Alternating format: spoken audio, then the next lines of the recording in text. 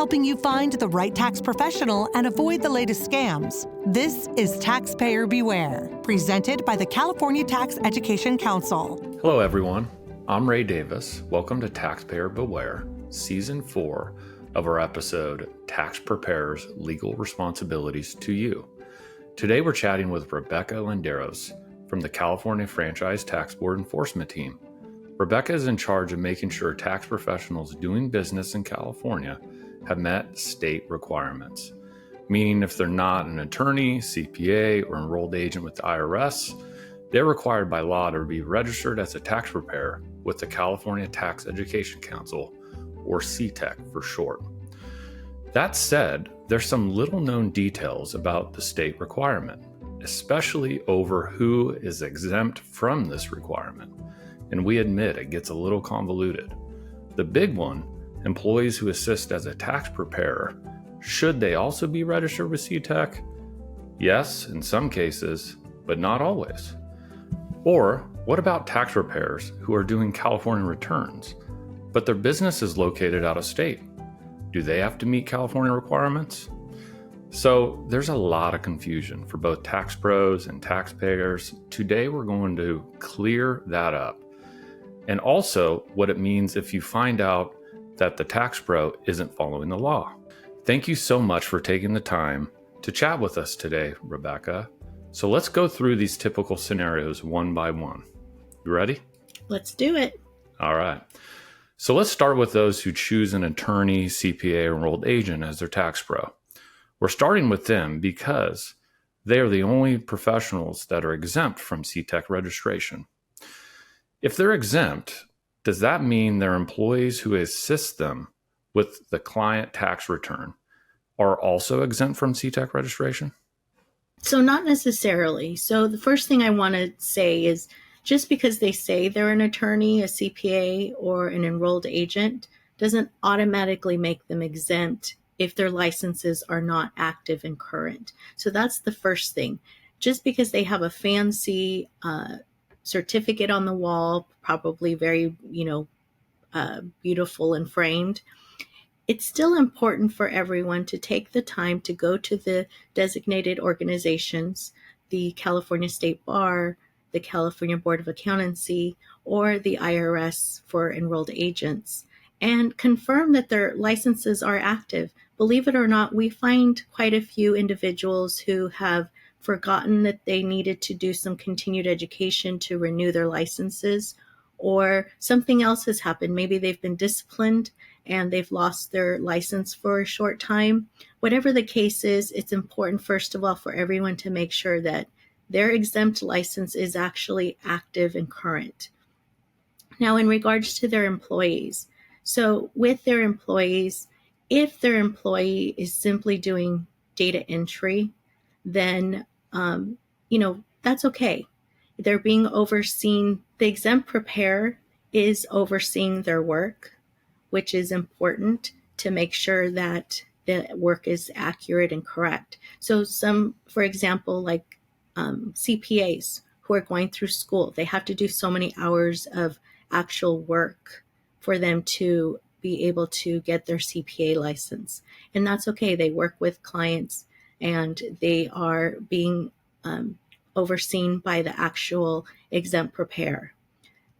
However, again, you want to make sure that they're not doing all of the work and submitting the tax returns.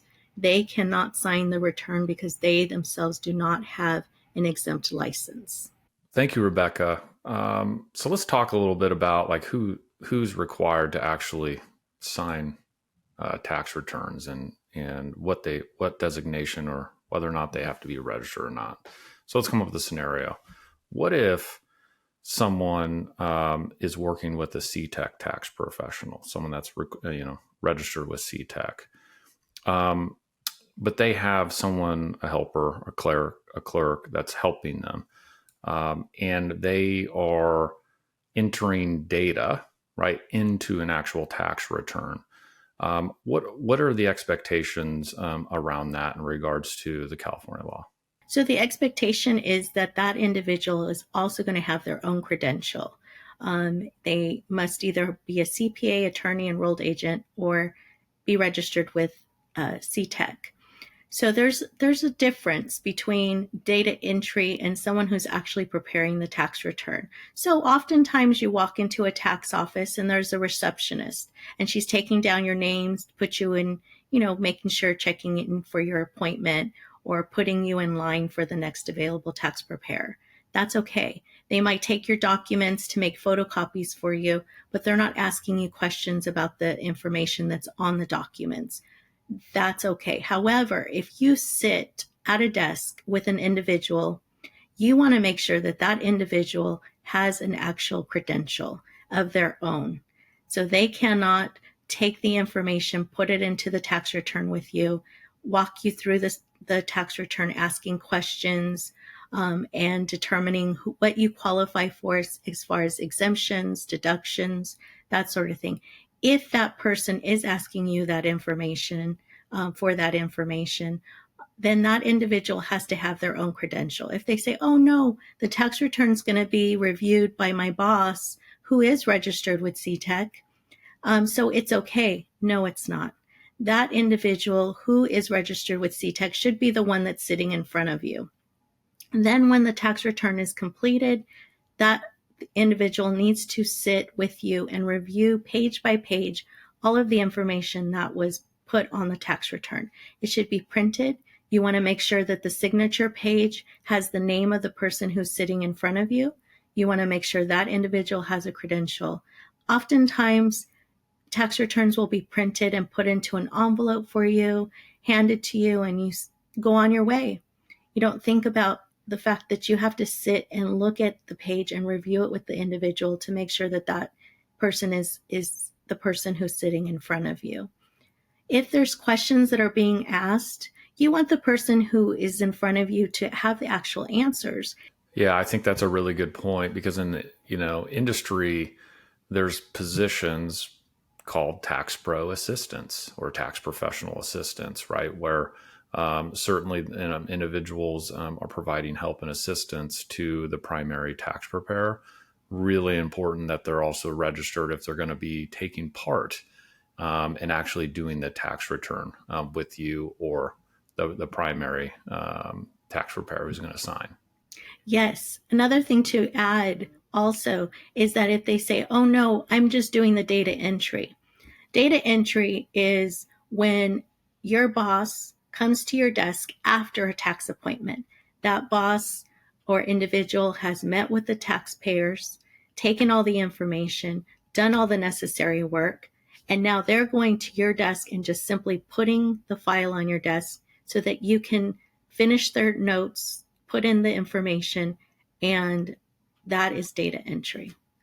Well, thank you so much for clearing that up. I know it can get very, very confusing. So what about out-of-state business for people who are out of state completing California tax returns? How does that work? That's something new. I'm glad we're talking about this because that is something new that we're seeing a lot of. Not new in the sense that, we've always had individuals who live out of California and have California taxpayers as their clients. That's not new. However, with the pandemic, as we all know, we were able to suddenly be able to work virtually, remotely, and not necessarily in an office. So it's opened up quite a bit of work for individuals who work for out-of-state companies as well as out-of-state companies who are hiring California tax preparers. So here's the way the law works. If you are physically in California working as a tax preparer, regardless if your company is located out of state, you have to have a tax preparer credential. If you do not have a tax preparer credential, then you are subject to enforcement. So, for example, we've had quite a few individuals who live in California and now work for an out-of-state company. And they say, they sign their tax returns with the out-of-state address. And they say, but look, my company's out of state. However, you're here physically in California, so we consider you a California tax preparer, and you have to have a credential. Another case may be where an individual lives out of state, but now they work for a California company. And that, if you come to California, there are preparers who will come to California for office appointments, maybe some HR situations, whatever the case is. They find themselves in California and they find themselves working in California. So now you've become, even though your residency is out of state, you have now become a California preparer because you have come to California and prepared tax returns. I have had a few preparers who lived in California but then moved out of state, and now they kept their clients, and they still have family here. They still have property here in California, and so they find themselves coming back to California, and they think, oh, I'm just coming to California to visit. Well, oftentimes their family is their clients, or an old neighbor is a client. And so while they're here on vacation, quote unquote vacation, they find themselves also working and preparing tax returns because they figure, well, while I'm here, I'm going to go ahead and help this one of my clients and prepare their tax return before I head back home out of state. Well, now you are a California tax preparer. So again, if you are physically coming to California, you must have a California credential.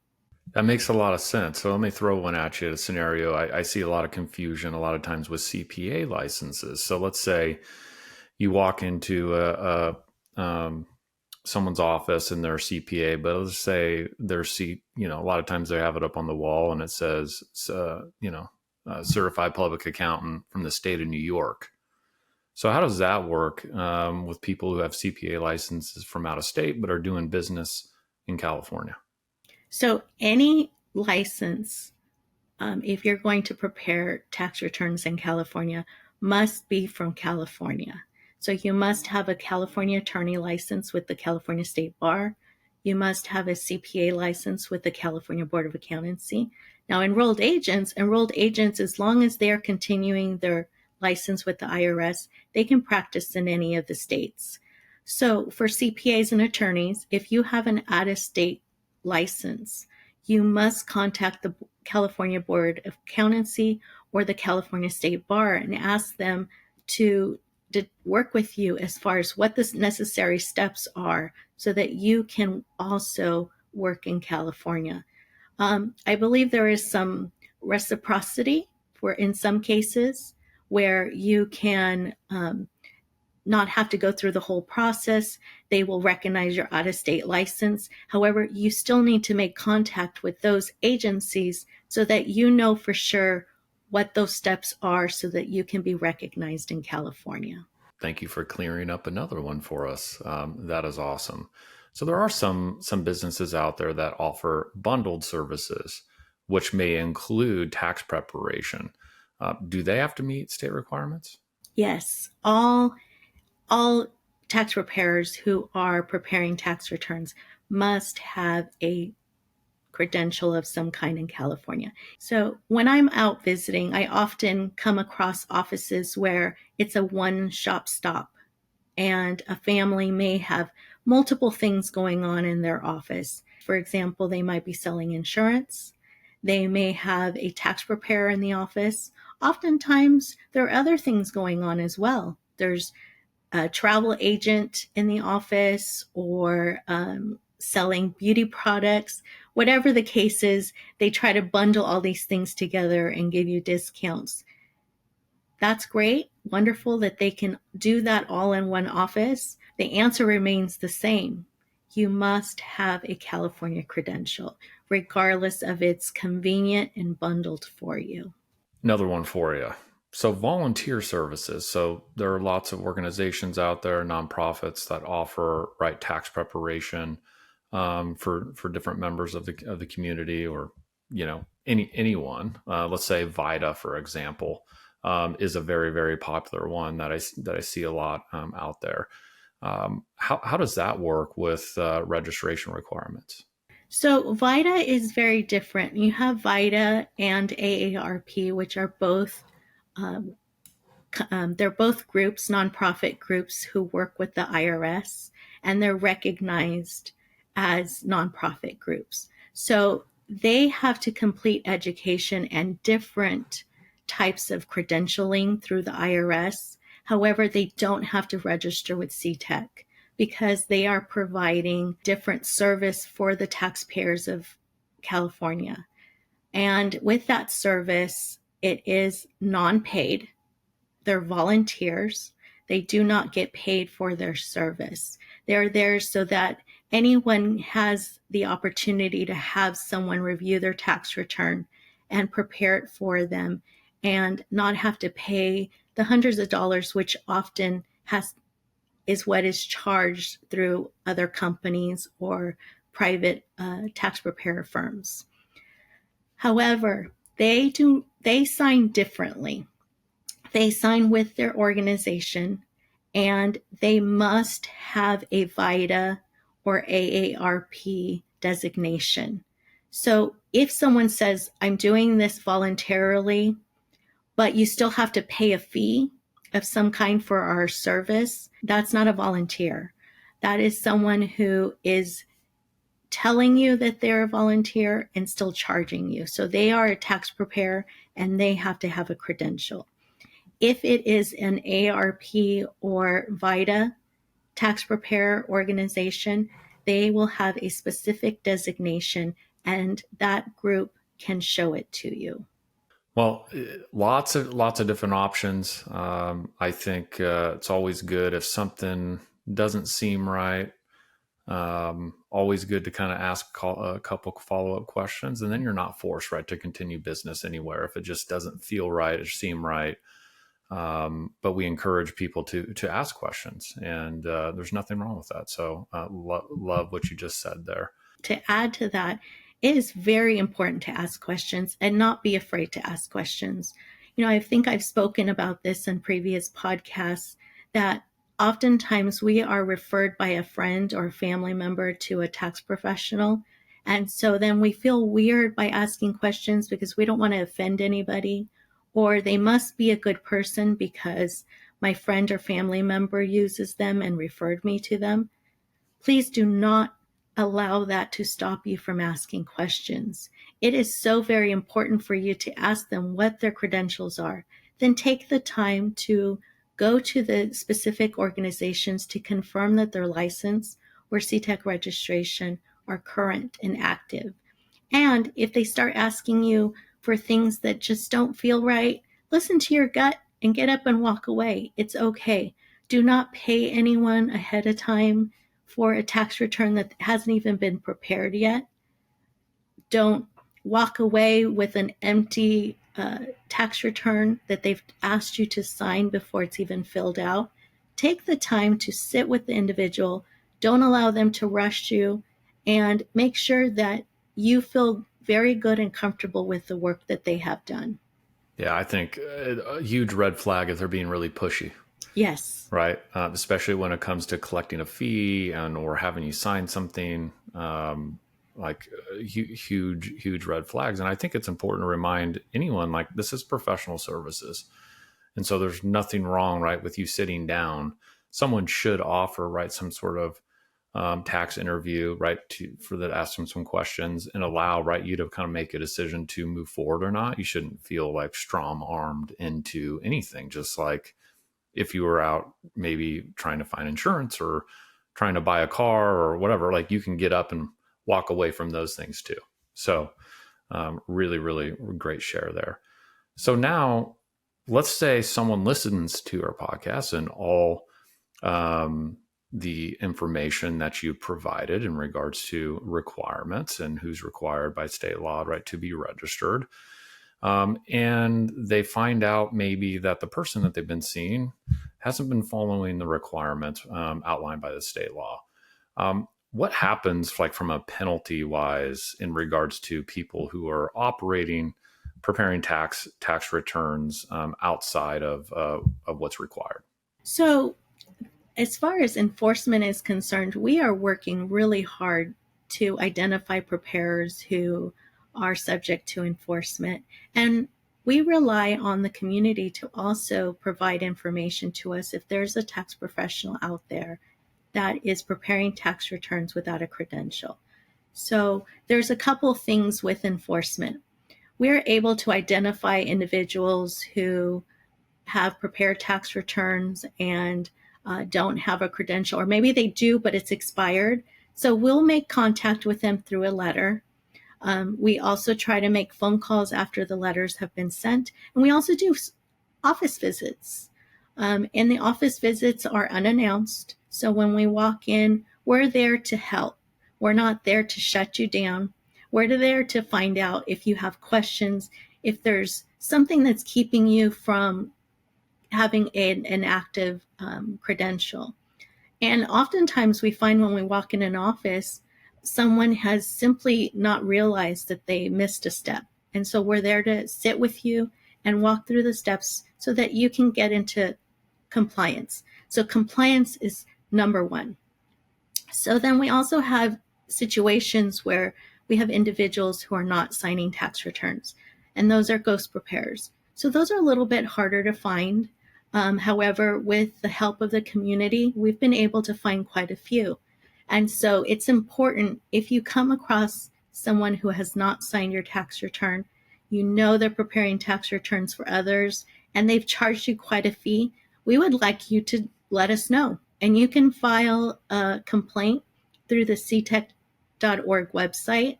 Those complaints come directly to us at FTB. We review all of the cases to determine, if in fact they don't have a credential, so that we can pursue them through enforcement. However, sometimes we don't get enough information from the individual who is filing the complaint. And I get it. It's scary for some people because they don't want the person to know that they're the one who filed the complaint. So please know, because of security and disclosure laws, we're not allowed to share how we got the complainant information, as well as you will not know that we have done anything as far as enforcement is concerned. So the more information you provide to us, the better. If you have an address to where they're working, if you have copies of what they filed for you, a business card, and then most importantly, your name and phone number, so that if we have more questions, we can contact you.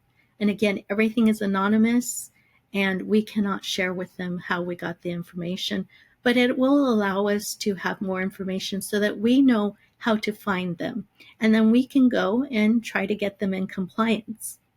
Yeah, I think that's a good reminder, right? We're, as far as an enforcement, we're really trying to get people that in compliance. Sometimes it's getting them back to be in compliance if they've fallen out of compliance, right? Exactly. Especially when there's updated tax laws, right? The required education that goes with being registered with any of those designations. And so certainly appreciate all the work that you do to keep taxpayers safe and doing business out there. So that's awesome. Thank you. Let me throw another question or scenario out there for you. Let's say you're actually a taxpayer's working with a registered, right, tax preparer, but they have a complaint. Maybe that there's an issue that's happened that doesn't seem right, or they're not right.